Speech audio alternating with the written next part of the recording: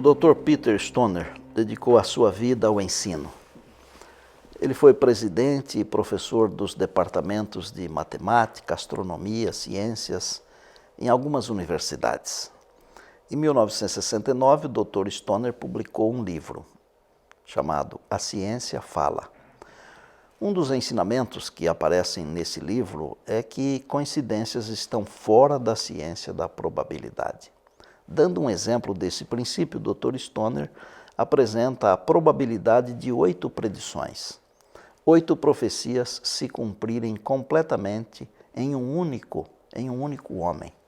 Ele diz que essa probabilidade é de 1 em 10 elevado à 17ª potência, ou seja, isso seria uma única chance em 100 mil trilhões de possibilidades. Estou falando de 1 seguido de 17 zeros. O Dr. Stoner ilustra essa probabilidade da seguinte maneira. Imagine que o Texas, o segundo maior estado dos Estados Unidos, fosse coberto com 100 mil trilhões de moedas. Essa quantidade de moedas cobriria todo o estado em uma altura de cerca de 70 centímetros. Agora, marque uma única moeda. Cubra os olhos de um homem e diga que se ele encontrar a moeda marcada, ele pode ficar com todas as moedas. Porém, ele só tem uma única chance de encontrar a moeda. Essa é a mesma chance de um único homem cumprir 8 predições ou profecias.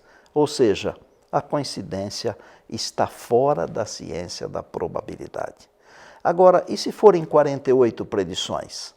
A probabilidade será de 1 em 10 elevado à 157ª potência, ou seja, 1 seguido de 157 zeros. Imagine então a probabilidade de um único homem cumprir 300 predições. Isso é impossível para a ciência da probabilidade. Para alguém conseguir cumprir plenamente 300 predições, não pode ser uma mera coincidência. É por essa razão que eu creio plenamente, piamente, que Jesus de Nazaré não é simplesmente um bom homem, um sábio, alguém que deixou a sua marca na história, mas é o próprio prometido de Deus, o Messias. E por que eu digo isso? Bem, o Antigo Testamento contém, pelo menos, 300 predições, 300 profecias sobre o Messias que viria. O Messias seria o libertador, o rei, o salvador da humanidade. Não por mera coincidência, Jesus de Nazaré cumpriu completamente, perfeitamente, cada uma dessas 300 profecias messiânicas. Como isso é possível? A minha resposta é providência divina, porque para Deus, profecia é contar de antemão a história. Deus não queria deixar dúvidas de quem era o seu enviado. Por cerca de 4.000 anos, Deus deu 300 pinceladas para apresentar o retrato daquele em quem você e eu deveríamos depositar a nossa fé e a Ele confiar a nossa vida. Essas pinceladas nos apresentam Jesus de Nazaré. Não temos tempo aqui de ver as 300 profecias, mas rapidamente gostaria de ver 8 delas.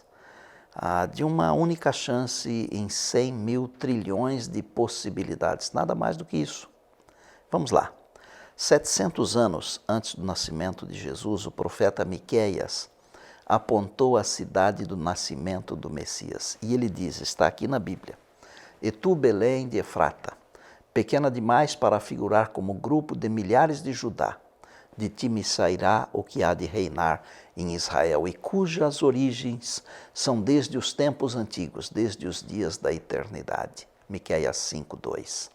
Jesus, por providência divina, nasceu em Belém.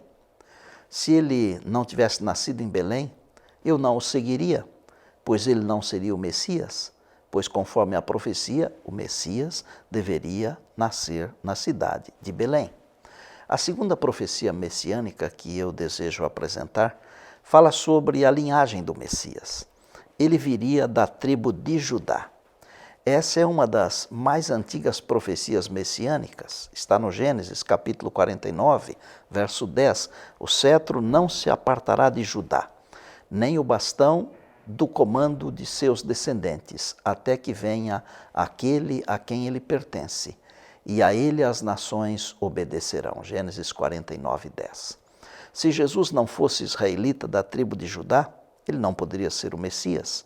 Porém, Jesus cumpriu também esta profecia.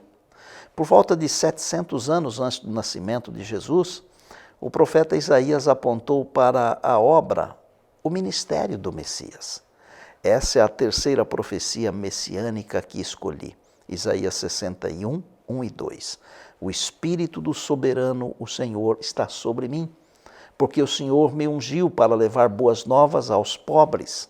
Enviou-me para cuidar dos que estão com o coração quebrantado, anunciar a liberdade aos cativos e libertação das trevas aos prisioneiros, e para proclamar o ano da bondade do Senhor e o dia da vingança do nosso Deus, para consolar todos os que andam tristes. Isaías 61, 1 e 2. Jesus não realizou uma obra política ou militar. Ele cumpriu a obra descrita por Isaías. Por isso ele é o Messias. A quarta profecia messiânica encontra-se no Salmo 55, versos 12 a 14. E neste texto é indicado que o Messias seria traído por um amigo íntimo. E quem não sabe que Jesus foi traído por Judas, um dos 12 discípulos do Senhor? Em Zacarias 11, versos 12 e 13, vemos a quinta profecia messiânica, onde prediz que o Messias seria vendido por 30 moedas de prata e o dinheiro usado na compra do campo do oleiro. Se você for a Mateus 27, 3 a 10, você verá que foi exatamente isso que aconteceu com Jesus. Mais uma profecia cumprida. Vamos à sexta. A sexta profecia messiânica encontra-se em Isaías 53. E sendo bem sincero, esse é um capítulo que retrata a entrega do Messias, uma descrição muito clara da paixão de Cristo. Os versos 4 a 7 de Isaías 53 apontam que o Messias seria levado como cordeiro para o matadouro. E foi exatamente isso que ocorreu com Jesus. Ele também cumpriu esta profecia. Existe um salmo totalmente voltado ao sofrimento do Messias, é o salmo de número 22. Leia com calma esse salmo e compare com a descrição dos evangelhos sobre a crucifixão de Cristo. Para destacar um aspecto do Salmo 22, veja o verso 16. Cães me rodearam, um bando de homens maus me cercou, perfuraram minhas mãos e meus pés. Salmo 22, 16. Quem não sabe que Jesus teve os seus pés e mãos perfurados por cravos? Essa é a sétima profecia messiânica cumprida por Jesus. A oitava e última profecia messiânica que eu desejo destacar tem a ver com a predição de que o Messias passaria pela morte e voltaria a viver. Essa verdade é apresentada no Salmo 16, 10, no Salmo 49, 15, Oséias 6, 2. O cristianismo proclama que Cristo ressuscitou dentre os mortos, cumprindo assim tal profecia. Não é mera coincidência que Jesus cumpriu todas as profecias messiânicas. Ele as cumpriu porque ele é a providência divina para a salvação da humanidade. É por essa razão que eu não sou um seguidor de Buda, de Confúcio, de Maomé ou de qualquer outro líder carismático ou religioso, pois nenhum outro se compara a Jesus. Eu já encontrei razões suficientes para entregar a minha vida a Cristo Jesus. Eu não tenho dúvidas de que Ele é o enviado de Deus. E você? Reconhece que Jesus de Nazaré é o Messias? Está preparado para aceitá-lo como o Senhor e Salvador da sua vida? Se você está, ore comigo agora. Eterno Deus, não há outro além de Jesus, a quem possamos entregar a nossa vida e em quem possamos depositar a nossa fé. Neste momento, rendemos quem somos ao enviado de Deus. Nos aceite e nos ajude a crescer no conhecimento de Cristo. a crescer no conhecimento do Senhor Jesus a cada dia, pois é no nome dele que nós oramos. Amém.